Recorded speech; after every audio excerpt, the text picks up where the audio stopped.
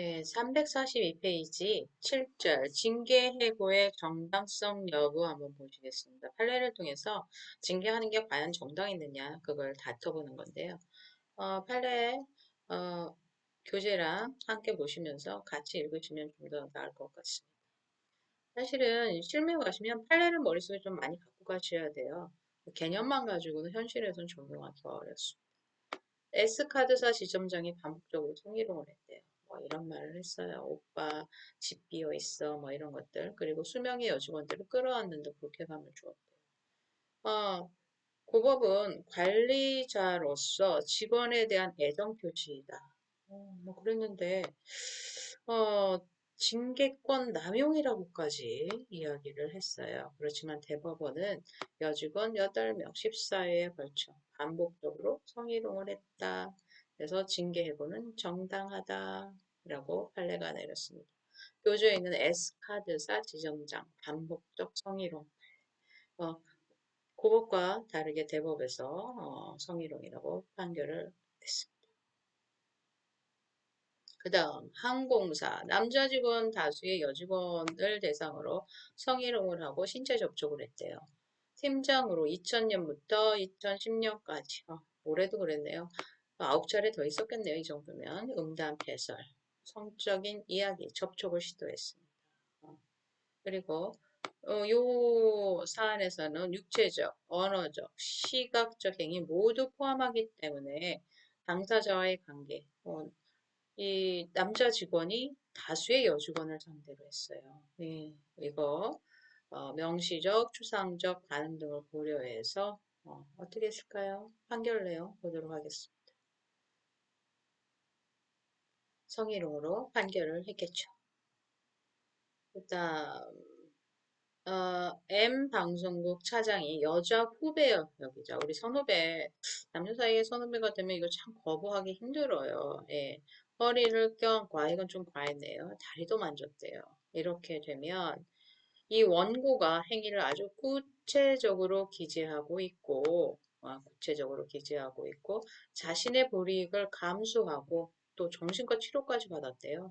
그리고 보도국 차장으로 공익적 가치를 실현한다는 그런 위치에 있기 때문에 해고 처분, 우수한 근무, 징계 없고 유사 전력이 없더라도 해고 처분은 정당하다 이렇게 봤습니다. M 방송국 차장.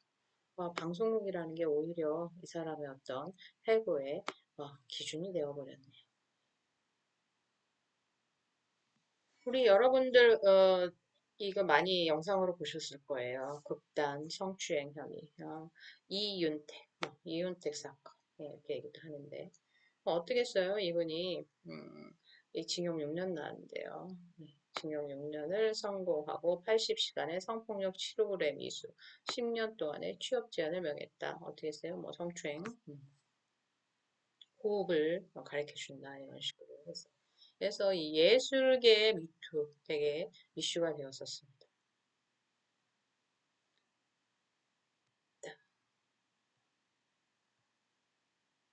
그리고 두 번째는 체육계.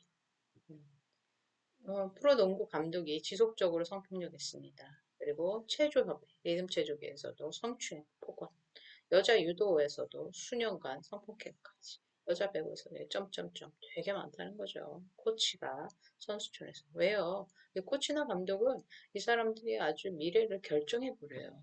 사실 스포츠 선수의 어떤 우열을 가린다는 게 그렇게 음, 일반인들은 어렵잖아요. 도제 체제로 있기 때문에 이렇게 저항을 하기가 어렵다. 그래서 연극계, 체육계.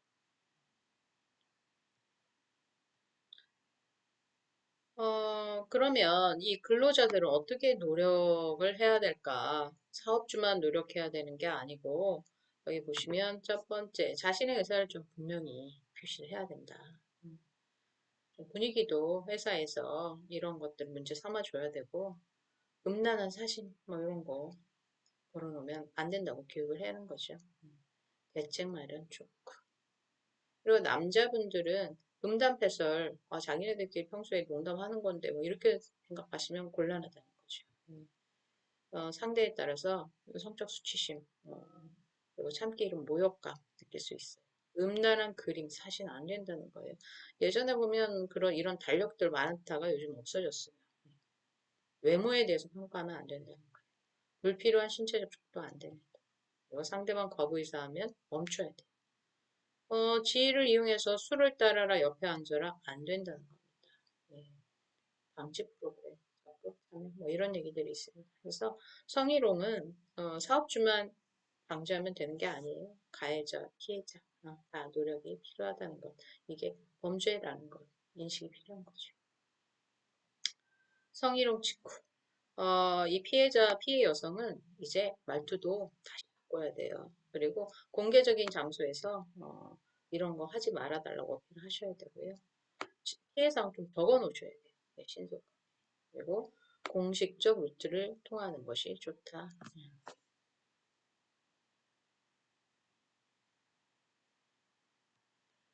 개인적인 불쾌감을 표시했는데도 성희롱이 계속된다면 회사 내 고충 처리 기관, 고용노동부의 진정, 국가인권위의 진정, 민사상, 손해배상 청구 다 가능해요. 예.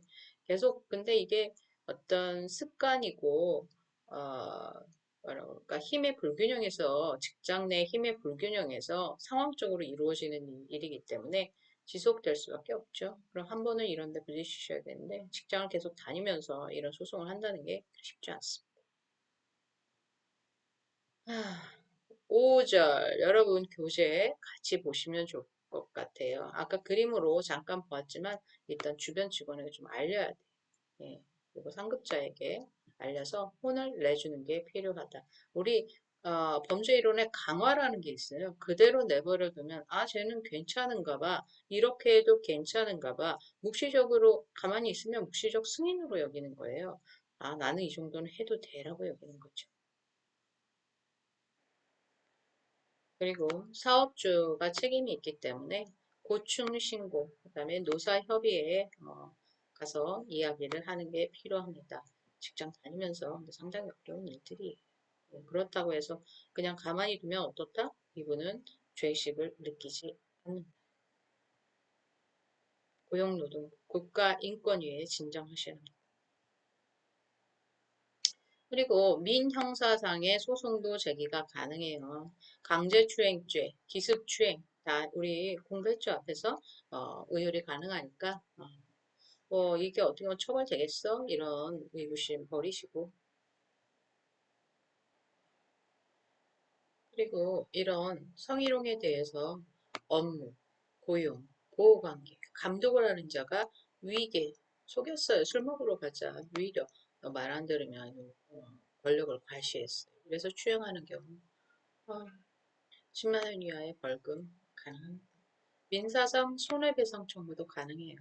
성희롱이 불법행위로 보는 거죠. 민사상 손해배상 청구도 가능합니다. 이런 성희롱이 발생을 하면 되도록 빠른 시간에 그리고 주변 사람들한테 알리는 게 좋아요. 혼자 대처하는 것보다 알려라. 그리고 기록 필요합니다. 여러분이 나중에 현장에 가서 수사나 형사 이런 사건을 하시다 보면 증거가 있어야 되거든요. 그 기록을 꼭 해놓으시고 그리고 행위자의 진술도 받아내셔야 합니다. 성희롱 행위자가 되지 않으려면 남자분들이 이제 음담 패설 안 돼요. 그리고 외모나 사생활 지나치게 간섭해도 안 됩니다. 불필요한 신체 접촉 그것도 안 돼요. 그리고 상대방 거부 의사 시 즉시 자제를 해야 됩니다. 그리고 뭐 주말이라고 문자에서 나오라고 이런 거 안 돼요. 바에 가자고 이것도 안 돼요. 성희롱 예방 프로그램에 그리고 자신의 성에 대한 고정관념 남성 우월주의 뭐 여성은 따라야 돼 네가 꼬리치는 거 아니야 이런 생각 가지시면 안 돼요. 여자의 뭐 노는 예스다 뭐 이런 생각 곤란합니다.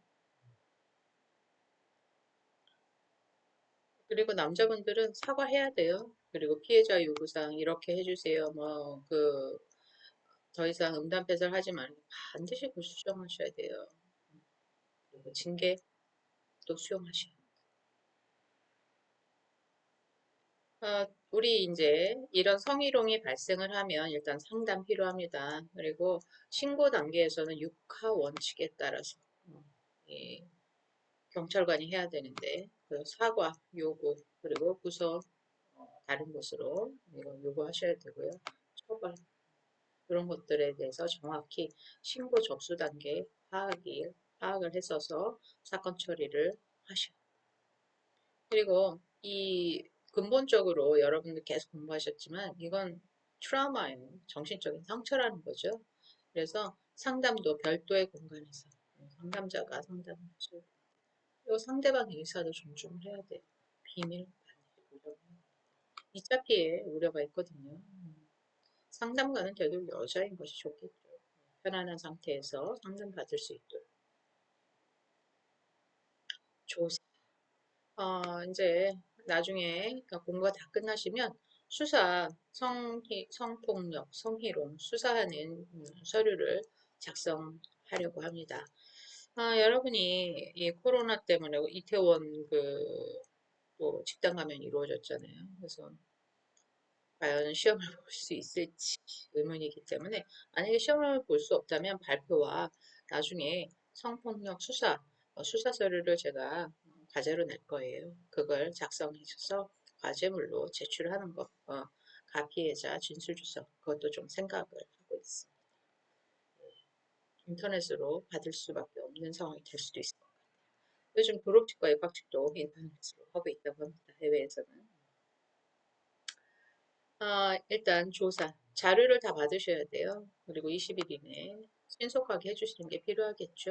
그리고 서면이나 전자우편이나 유선, 전화로 알려줘야 되고요. 결과 보고를 반드시 하셔야 합니다. 공정한 처리가 필요한 경우 고충심의위원회 해부하셔야 합니다. 고충심의위원회를 거치지 않는 경우에는 결과 보고서 작성하고 기관장에게 보고해야 해요. 3단계는 조사의 종결입니다. 기관장의 판단, 성희롱에 해당하는지 여부를 판단하셔야 되고요. 성희롱 불인정 시 당사자의 통보에 종결해야 합니다. 조치 행위는 어떻게 하나? 징계가 같이 갑니다. 불이행 시 제재를 불이행해요. 그럼 다시 징계도 가능하고요. 교육도 실시하셔야 합니다. 그리고 조사가 종결되면 피해자 보호 조치를 하셔야 합니다. 다른 부서로 부서를 배치한다던가 그리고 사건 결과를 반드시 통지해 줘야 된다. 조사 종결 시에도 실질적인 그 피해자가 편안한 환경에서 더 이상 성희롱 받지 않는 그런 환경에서 2차 피해 없이 근무할 수 있는 환경 중요하다는 거죠.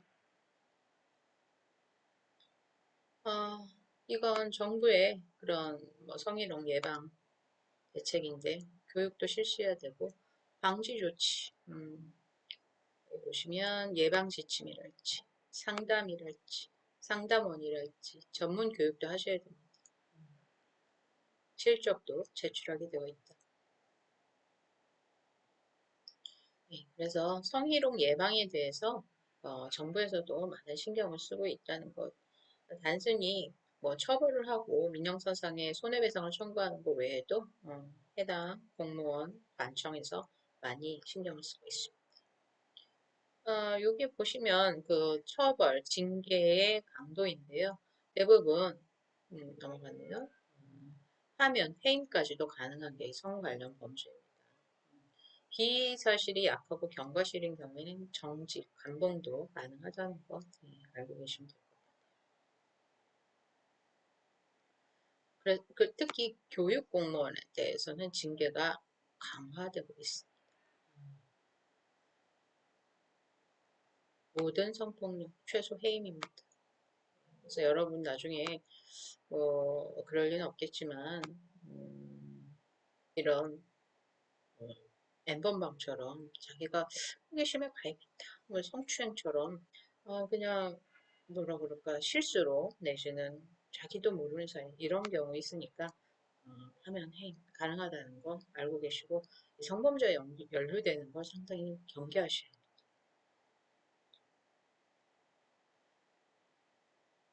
이렇게 예전에는 미성년자였는데 성인 대상으로 한 것까지 다 포함한다. 징계를 강화하는 추세에 가고 있다라는 거.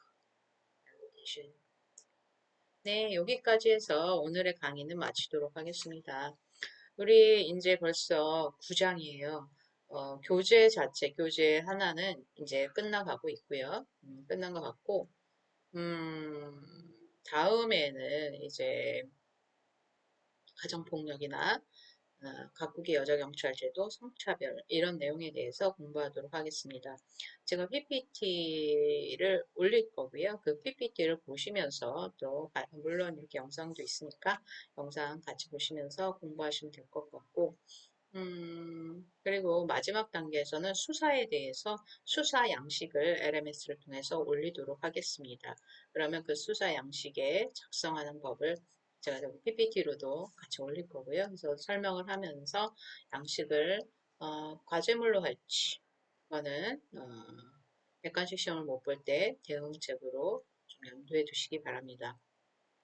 그래서 이 여성과 범죄는 사실은 여러분들과 제가 이 하나의 이슈에 대해서 이야기하고 토론하는 수업이에요. 근데 지금 이야기나 토론이 거의 불가능하기 때문에 개념과 판례와 처벌과 어떤 국가적 대응책 이런 정도까지만 수업이 되고 있습니다. 하지만 또 이 성범죄 근원적인 원인은 사실은 어떤 성차별에서 비롯되는 경우가 많거든요. 특히 성희롱 같은 경우에서 보셨지만 힘의 불균형 그런 것들 더 깊이 있게 이 교재를 넘어서 조금 더 나가도록 하겠습니다. 다음에는 이제 성차별, 각국의 여자경찰 제도, 그리고 성범죄 조사 기법, 가정폭력까지 더 강의 내용이 남아 있으니까요. 끝까지 교재랑 공부 열심히 해주시기 바랍니다. 계속해서 상황이 변하기 때문에 뭐 평가랄지 방법이랄지 변화가고 있어서 좀 미안하긴 하지만 뭐 교수가 어떻게 할 수 없는 그런 상황이니까 좀 이해 부탁합니다. 예, 오늘 강의는 여기서 마치도록 하겠습니다. 수고하셨습니다.